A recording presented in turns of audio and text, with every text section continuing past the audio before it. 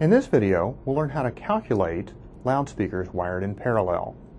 And we're going to use the reciprocal formula for figuring out parallel impedances. So what I'm looking at here is ZT, or impedance total. That's what ZT stands for.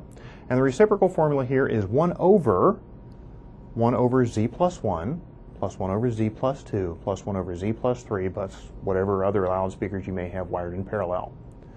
So we're going to take these impedances of the individual loudspeakers, Z1, Z2, and Z3, and actually replace those numbers or those letters with loudspeaker impedances of 16 ohm, 8 ohm, and 4 ohm. So what this says is if I were going to wire in parallel a loudspeaker of 16 ohms, 8 ohms, and 4 ohms, what would be the total impedance on that line? This is where we're going to become familiar with the reciprocal key on our scientific calculator. Let's work this through.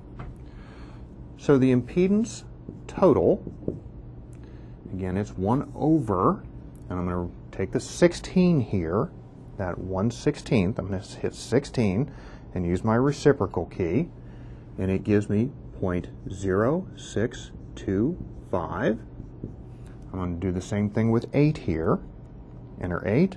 My reciprocal key, 0.125, and the last one here, 4. Should know that 1/4 is actually 0.25, but we'll work that through. 0.25. So now what I have here is the total impedance, 1 over 0.0625 plus 0.125 plus 0.25. So I'm going to add up everything there on the bottom, and I end up with 1 over 0.4375.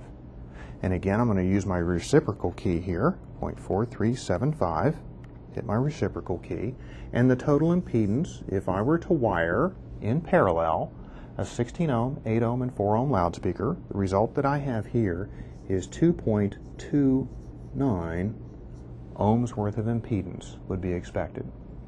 One way to double check your calculation is the result here that you get, what we ended up with here is 2.29. The result here is always going to be lower than the lowest impedance on the line. The lowest impedance I had on this line was 4 ohms. I would expect, as a double check, that whatever result I get is going to be less than 4 ohms. And indeed, we prove it here, 2.29 ohms. Let's show you a shortcut, and we'll take the example of, let's say we have 3 8 ohm loudspeakers that we would like to do or like to wire in parallel. You can only do this if all the loudspeakers that you're wiring in parallel are of the same impedance. So if they're all 4 ohm loudspeakers, you can take this shortcut. If they're all 16 ohm loudspeakers, you can take this shortcut. Or if they're all 8 ohm in this example, if they're all 8 ohm, you can take this shortcut as well. If you have different impedances, you can't use the shortcut. What I'm going to do here is I'm going to take the impedance of just one of those loudspeakers, which is 8 ohms, and I'm going to divide it by the quantity of loudspeakers that I'm wiring in parallel. In this example, I have 3 of these 8 ohm loudspeakers. So this is the shortcut if they're all of the same impedance. And what I end up with is 2.67 ohms worth of impedance in that example with the 3 8 ohm loudspeakers.